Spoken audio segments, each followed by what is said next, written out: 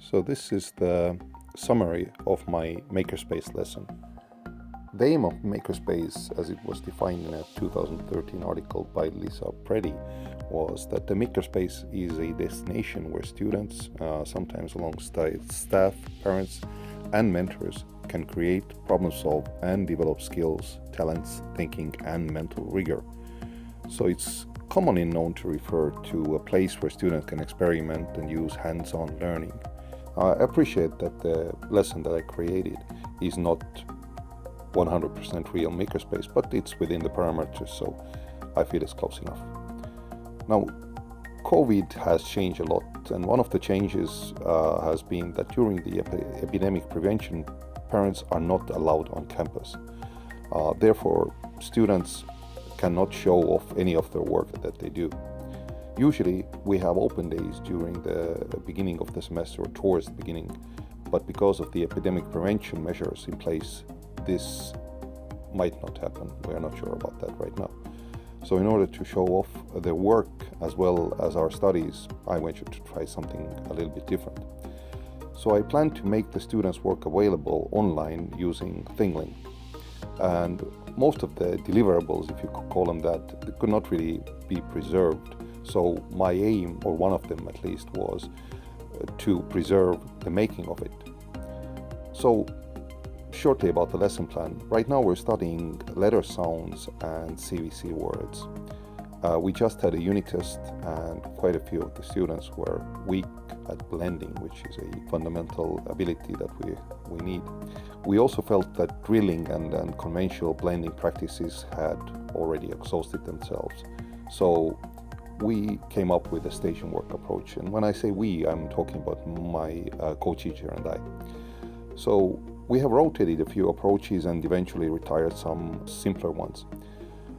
So on this day, I actually introduced two new stations where students could write their own CVCs and then blend them on camera. Altogether, we had 5 stations. We had one for creating sight words with thumbtacks, which was the lowest level.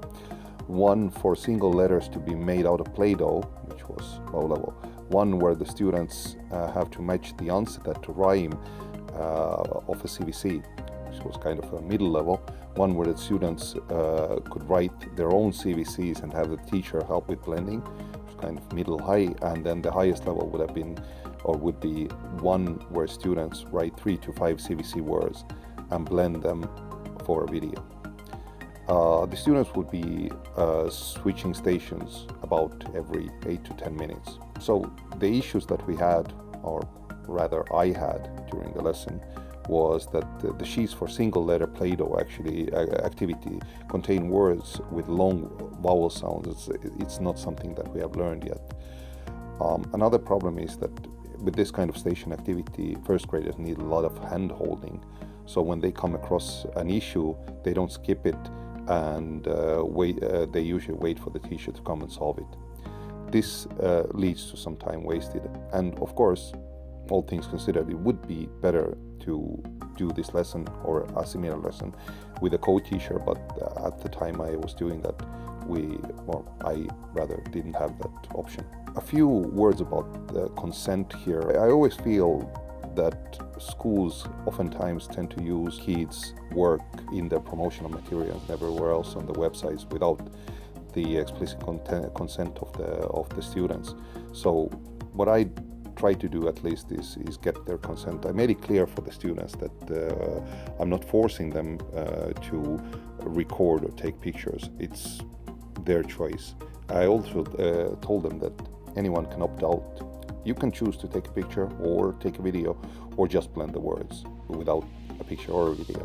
I also made it clear that the photos and videos would be uploaded for the parents to see. And after a few days, I reconfirmed again with the class saying that I'm going to do this. Is everybody still okay with it? And everybody was very happy to do that. As for reflections and feedback, I felt it was pretty fun. It was exciting to do something new for both the kids and for me. For me, I was doing a project, something that leaves a mark beyond the classroom from start to finish. So that was something that kind of excited me took some out-of-the-box thinking, I think. Took a much longer time to plan, execute, and design the final product. And I assume at least it was the same for kids. They felt it was something new, and they felt shy and excited at the same time. Some were not really sure about the final product, but eventually everybody was pretty happy with it. I shared it first with my co-teachers, and all of them felt it was really good. I also posted it on our class WeChat group. Some of the parents could not open it because Thinglink is not based here in China, so it takes a long time to open. But those who could open it, they felt it was really cool. One parent actually said that he'll go home and put on his VR headset immediately to enjoy this. And this actually, I think this was the best comment. It really made me feel like, yes, exactly, this is what it's all about.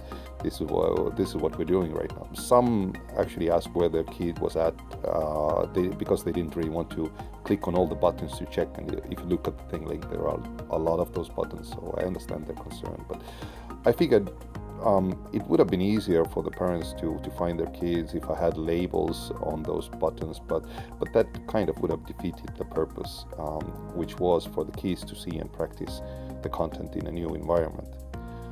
So yeah, I spent a lot of time on it, but I think it was worth it. Also, I'm pretty sure it will take less time next time. So this is it. Thank you for watching.